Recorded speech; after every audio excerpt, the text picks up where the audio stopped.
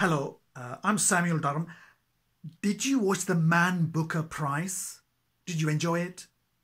Because the Man Booker Prize is the Oscars, the Super Bowl, and the World Cup final for book nerds like me and you. If you're watching this, you are a book nerd, right? Admit it, you are.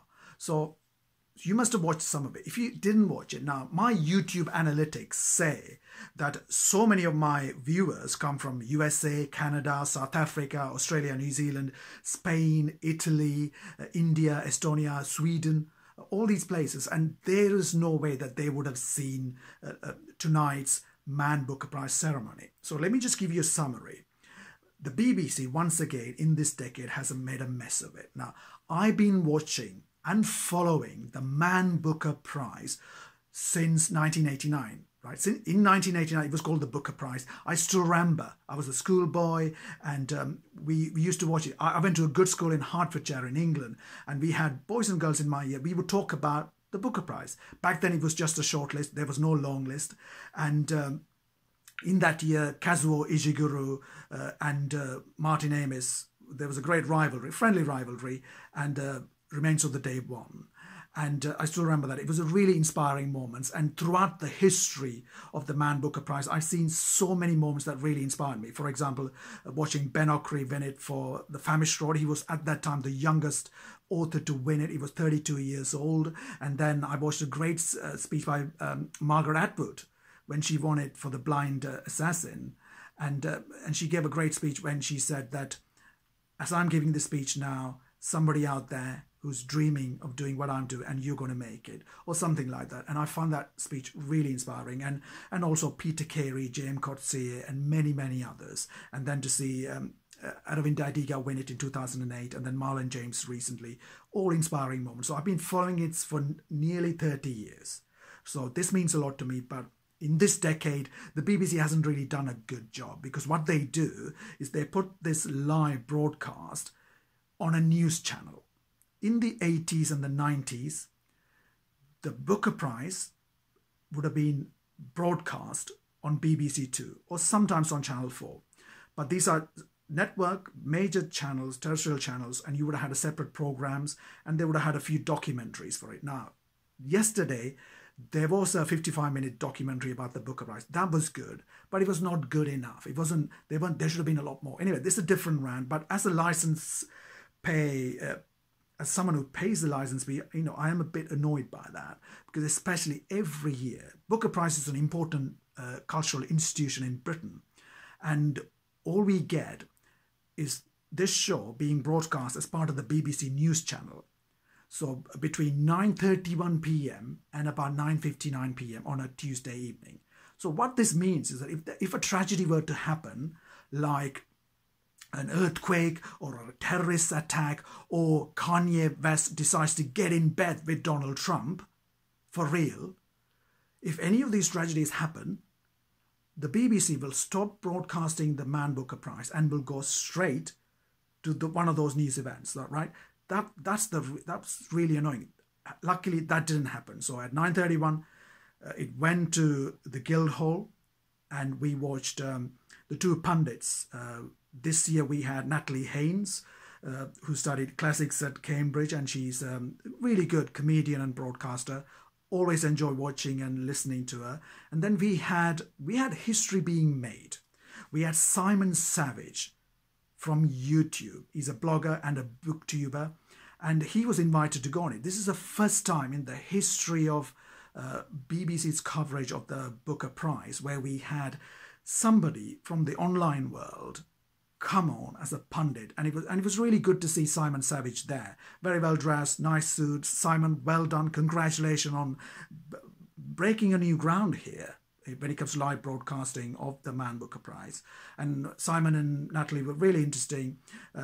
Both of them like Richard Powers' novel, and I think Natalie compared it. Natalie said it was the Moby Dick with trees, or the Moby Dick for trees, something like. It was really interesting.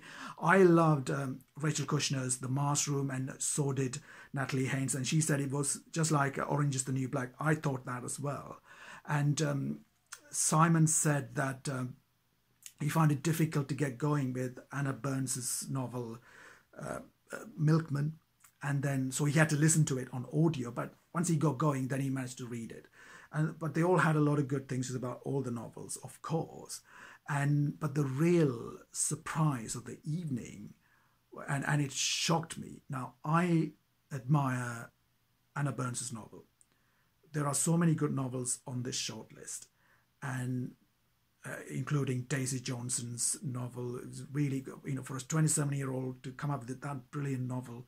First novel is amazing, and then we had Rachel Kushner, and of course Richard Powers, and that brilliant novel by Robertson, The Long Take, which I just love because of the poetry and the way he deals with cinema, film noir, amazing. And of course, the one I thought would win, the one I wanted to happen was Essie's novel Washington Black. So I'm there waiting, and I'm thinking Washington Black is going to get it. Instead, the chairman of the judges say Milkman, and I'm thinking, what? I felt as though I was watching a World Cup final football, and I just turned around and I look, and somebody had scored a winning goal. And I think, what happened? What did I miss? And I was shocked. Having said that, Milkman is an important novel. In terms of technique and story, it's a daring novel.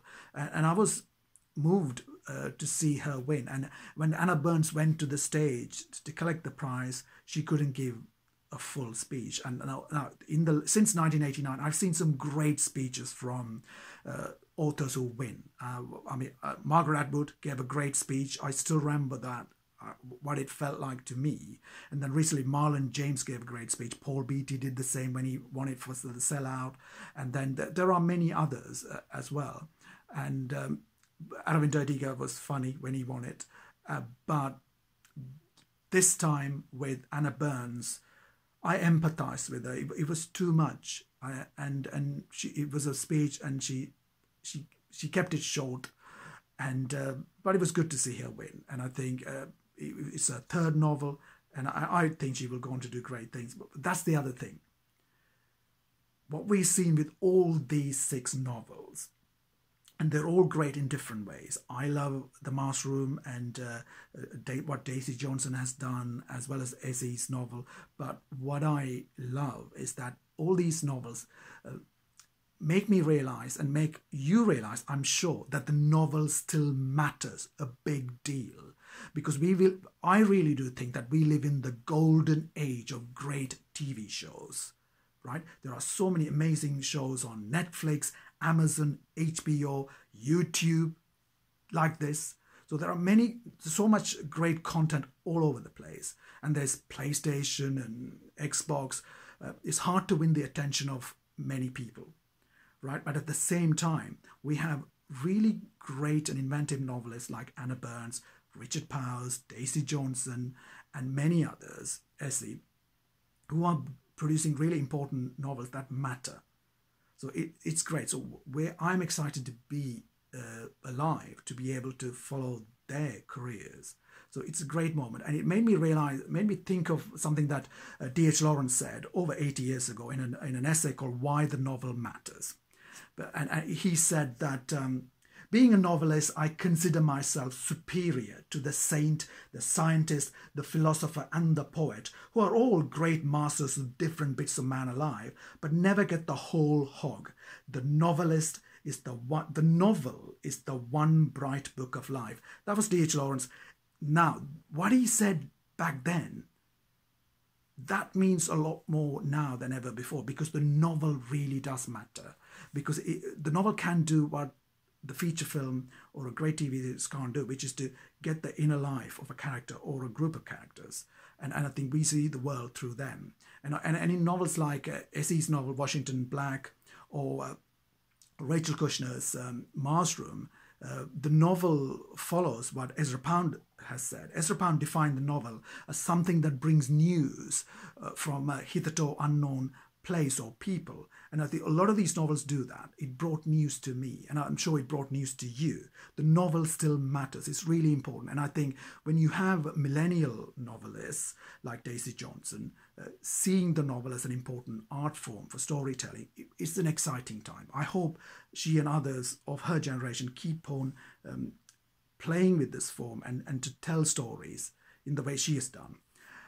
So that then brings me to how I felt about Anna Burns. It was great. It was really great. I was surprised, but at the same time inspired. So in terms of demographics, again, there are some positives because there were 4 women on this shortlist, this year's shortlist, 2 men, and I think there were three authors from the United States, 2 from Britain and 1 Canadian, and we had 1 authentic black author, Essie, with Washington Black. But there was one negative which really irritated me, which was really made me angry, which is that this year we haven't had a single Asian author on the shortlist, right? Not one. Last year we had Mohsin Hamid, but he was up against George Saunders, and there was no chance Mohsin Hamid was going to beat George Saunders, because George Saunders, from what I know of the people who work in publishing, they love him. So poor Mohsin Hamid had no chance. But and the other disturbing thing is it's been 10 years since an Asian novelist had won the Man Booker Prize. That was Aravinda Adiga with The White Tiger. 10 years. So we can't wait another 10 years for the next Asian novelist to win the Man Booker Prize. Something needs to change. And I think earlier this year I wrote a play, Taylor Swift's Dog. And one of the reasons I wrote it, because I saw a lot of corruption in publishing. Publishing is really corrupt and conservative. A lot of the things I saw made me really angry. So one evening I came up with the idea, and in 3 evenings, I was working in a pharmacy during the day, and in the evenings, in 3 evenings, I wrote 68 pages of a stage for the stage play for 68 minutes of stage time. And it was all about the lives of 3 women who were influenced by J.K. Rowling. 3 generations of women, and the story started from 1997, and it finished in 2018. And it started from the day when the first Harry Potter novels published, and it ended on the 21st anniversary of the publication of the first Harry Potter novel. And as soon as I finished writing that play, I knew why I had written it, because I remember this great thing that Philip Roth said. Philip Roth said that a writer needs to become angry in order to see. And when I was writing the first draft, I was furious about the things I saw in publishing, the inequalities, the corruption. So when I finished that play, I reread it and I thought, this is a work of genius. If judges fail to make this a winner, they are a bunch of morons. I really thought that. And guess what? That play won the competition. Taylor Swift's Dog became the flagship play for a festival called Taking Flight 2018. And it was all about showing Britain this huge problem, which is the marginalization of Asian writers, right? The largest ethnic minority group in Britain are the Asians, right? In the world, the largest continent is Asia. So obviously, the largest population in the world are Asians. In countries like China, India, Sri Lanka, Bangladesh, there are so many Asian writers coming up, driven, determined to make it big. In countries like USA, Canada, UK, Australia, New Zealand, South Africa, there are a lot of Asian writers there who are, again, driven, talented, trying to make it big. But these writers are not coming up. They're not making the impact. That needs to happen. Because this year, not a single Asian author made the shortlist. That's shameful. This is 2018. 2018, not 1988, not 1978. But I think this is where the Black, Asian and minority ethnic writers, we need to take ownership of this problem first, instead of blaming other people. Publishing is corrupt. It is corrupt. It is the same demographic of people who hold positions of power. Things are changing, but things are slow because they're conservative with a small c. What this means is we have to take ownership of this. So if you're an Asian or Black writer in Britain, you need to think big, right? You need to work harder than the others. And more importantly, you need to stop perpetuating all the negative stereotypes of your minority group. Because this is the thing. There are some novels published this year by Black or Asian minority novelists, and all they do is perpetuate all those negative stereotypes. Those novels, they're going to be harder to sell, and no wonder they haven't made a huge impact, right? You need to think bigger. You need to be more original. We need to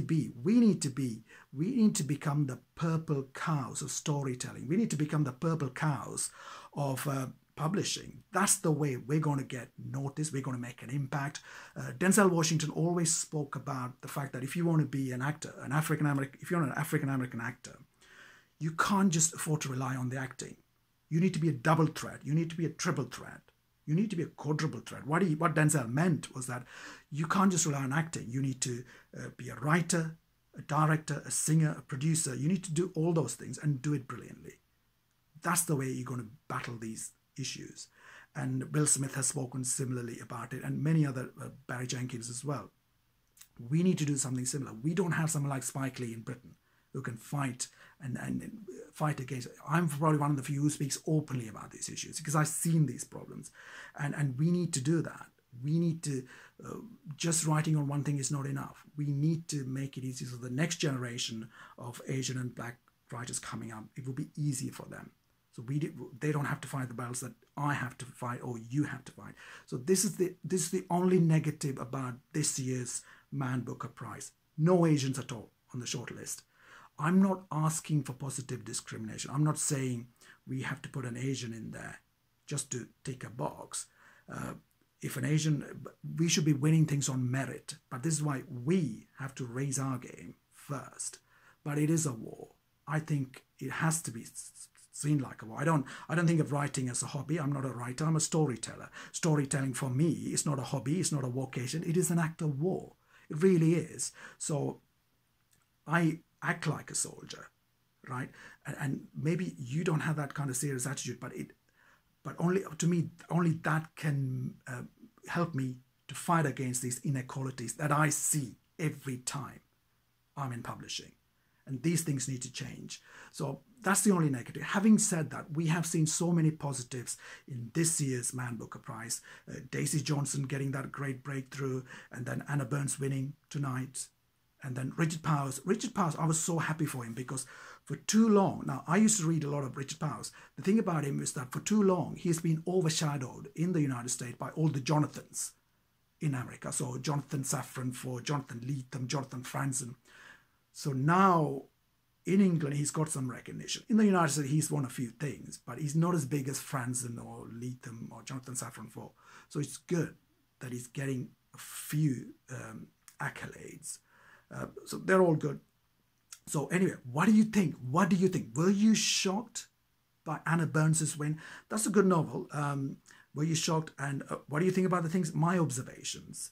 I think we need to become more open and honest about this, because one of the things about publishing is that too many people are namby-pamby. They want to be seen to be holding the right view. They don't want to say anything too controversial. But in private, they do say things that needs to be said. So what do you think? Do you think a change needs to happen? Do you think there are still many inequalities in publishing?